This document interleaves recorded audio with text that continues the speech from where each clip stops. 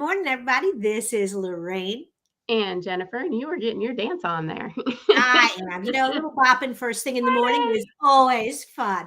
Oh, okay. And I have time to do that when I've got a team of people that can help support me doing other things, right, Jen? Yes, yes, for sure. So let's talk about finding that diamond in the rough. When you're going to hire, what do you think? Well, I think, when you're hiring people, you have one of two choices. You can pay a premium for an experienced person and hope that their experience translates into your environment. And depending on the kind of job and the tasks that you have, sometimes that's the best choice. You've got to have them hit the ground running. But there are other times that maybe you're bringing somebody in to fill a role that you've never filled before. So you can afford yourself that ramp up time as they learn, and hiring someone who's got great potential, but maybe no real experience in the field can be a wonderful way to go.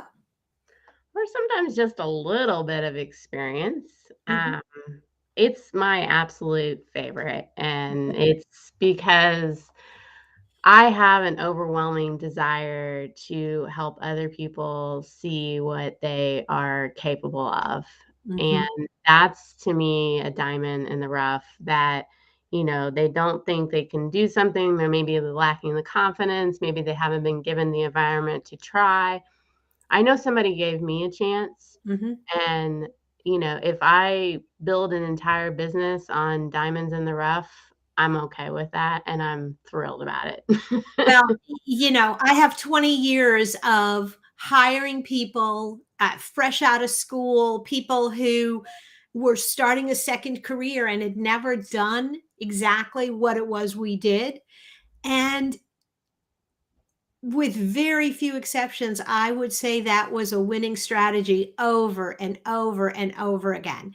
And the trick is, I think, to make sure that you have a diamond, you have to start with someone that's got raw potential. Yeah. So when you interview them, do they ask great questions? Maybe not about the details of the job, but are they interested? Are they curious? That's probably the first point on a diamond, is finding somebody who loves learning, someone Mhm. who loves to try new things, Yeah. and I think someone who is not afraid of getting things wrong. Once. Once, but not multiple.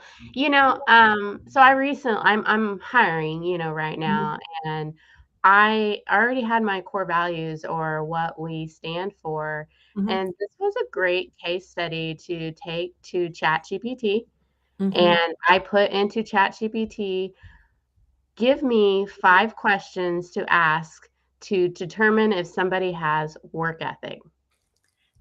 And it gave me 5 really good questions. I Mhm, modified it a little bit, um, mhm, but it gave me those questions, and I just went through every single, you know, thing that I'm looking for, and then sometimes I might have to say, "That was too obvious, make it a little bit more," mhm. and it gave me a bunch of questions, and even on my website, before you even get to an interview, I'm asking questions prior to that first interview to Mhm. try to see, because resumes don't really tell me a whole lot. They tell me some, but I have a current position with 575 applications as of yesterday. Wow. I don't Wow. have the time to go through all that. No, and those questions really help kind of narrow the field. And I look for when I'm hiring somebody that I would consider a diamond in the rough, I look for enthusiasm. Are they excited about the opportunity? Mhm. Um, we've had a couple of people we hired who were jaded. They were very, very talented, but been there, done that. If your environment is more of a cultivating diamond in the rough and Yeah. building new skills, that doesn't work. It's not gonna work in marketing at all. It's No. not because it's for our field, it's constantly changing Mhm, and, there's gonna be new things. So, I might ask a question like, "Tell me about a time when you had 0 resources, no clue, and you had to perform a task." mhm. What'd you Like, "What'd you do? How did do? that, make you feel?" Mhm, I wanna know those situations. Another thing I look for is attitude, mhm, positivity. I am a half full glass or full glass all the mhm, time. Like, there is crap that happens all the time. It's July 4th weekend, and it's gonna rain tomorrow. That's okay. We got plenty of alcohol. We'll be fine. mhm. Like, Yes. there's always a positive. Yeah, you have to know your personality, you have to know what's gonna work with you, but again, if you're looking to cultivate and Yeah. nurture professionals at the beginning of their career, you have to be optimistic, you have to believe, and you have to transfer that belief to them. You have to make them feel like they can do it, that they can experiment. In Yep. my They in can my fail. hmm? And they Okay can to fail. fail. Yes. Yeah. It's okay to make a mistake.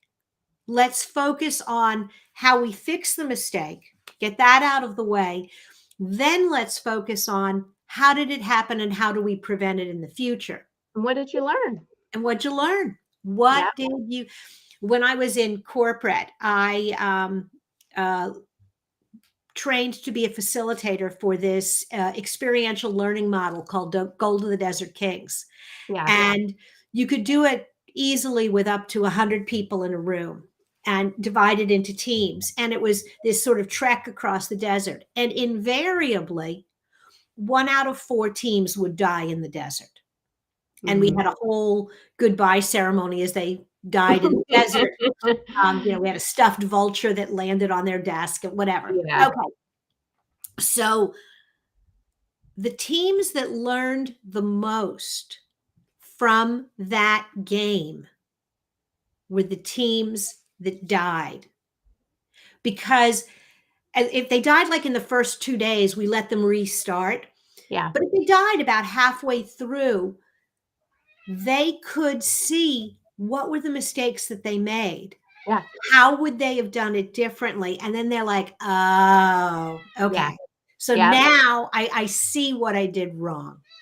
I think a lot of times, we only see the success of somebody, but we don't see how many times there's so many stories out there of, I think Michael Jordan getting cut from the 8th grade basketball team. Mhm. Yep. JK Rowling didn't even create a bestseller till she was like 40 something. Mhm. Oprah Winfrey got cut from, it was the continually failing that made him better. And so you have to foster that environment, but you got to have that you need to be there and train and be able to help somebody. And so if you're not available or you don't have somebody available, then it's not a good idea to try to take on that diamond in the rough because you don't have the platform kind of set up for that.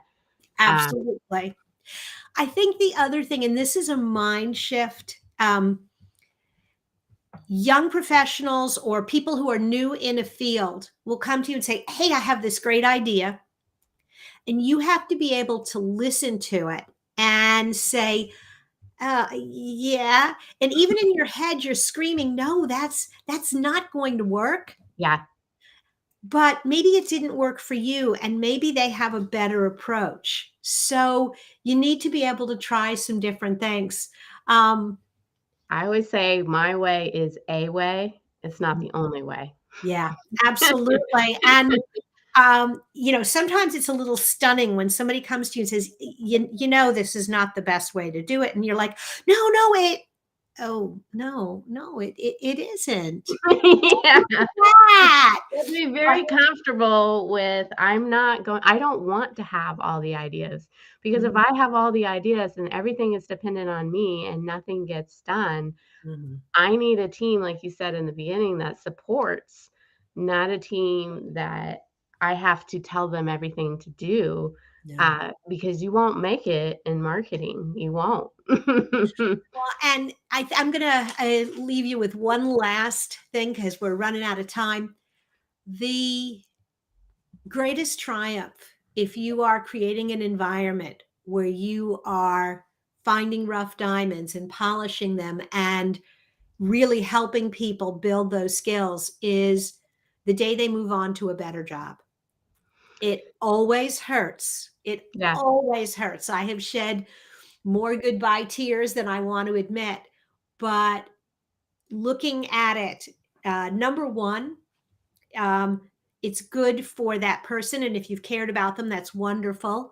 Um, but it's also a really good reflection on you. And the more people that move on after a period of time from your organization Yeah. successfully, the Yeah. easier it is for you to hire that next person.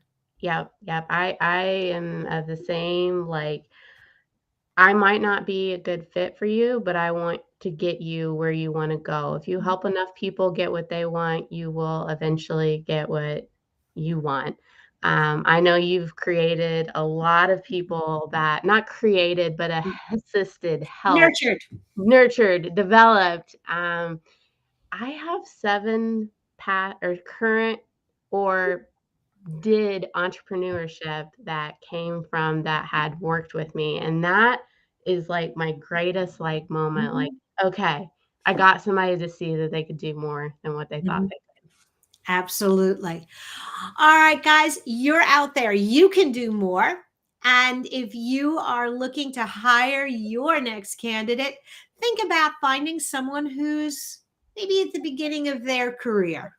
And if you're looking to get hired, Digital Toolbox is full of resources to get yourself to the next level and understand the concepts and what you need in order to be successful in today's environment.